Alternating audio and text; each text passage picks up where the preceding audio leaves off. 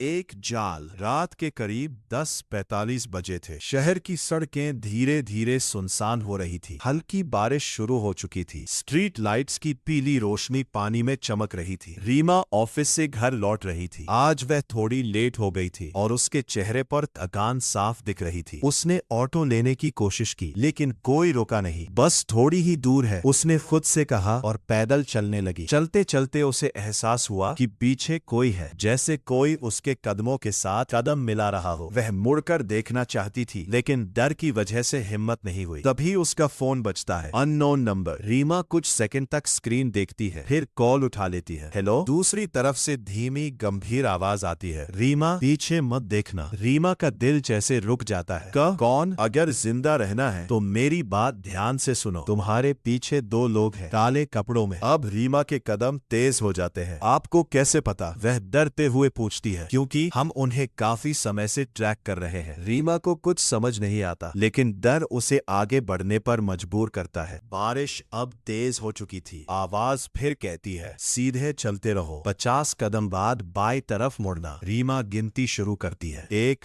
2 3। उसकी सांसें तेज, दिल धड़कता हुआ। 50 पर पहुंचते ही वो तुरंत गली में मुड़ जाती है। पीछे से हल्की दौड़ने की आवाज आती है। वो तुम्हारे पीछे आ गए हैं, फोन पर आवाज कहती है। अब रीमा लगभग दौड़ने लगती है। आगे एक पुराना गोदाम दिखेगा, वहीं छुप जाओ। रीमा को सामने टूटा फूटा गोदाम दिखता है। दरवाजा आधा खुला हुआ। वो अंदर घुस जाती है। अंदर अंधेरा, पानी टपकने की आवाज और डरावनी खामोशी। अब क्या करूं? वो फुसफुसाती है। कुछ सेकंड तक कोई जवाब नहीं आता। हेलो, आप सुन रहे हैं? रीमा घबराकर पूछती है। तभी अचानक आवाज बदल जाती है। अब वो ठंडी और खतरनाक हो जाती है। हाँ, अब साफ सुन रहा हो। रीमा के शरीर में सिहरन दौड़ जाती है। तुमने बिल्कुल वही किया जो हमने कहा। रीमा समझ जाती है कुछ गलत है, मतलब उसकी आवाज कांपती है। तभी पीछे से दरवाजा जोर से बंद होता है।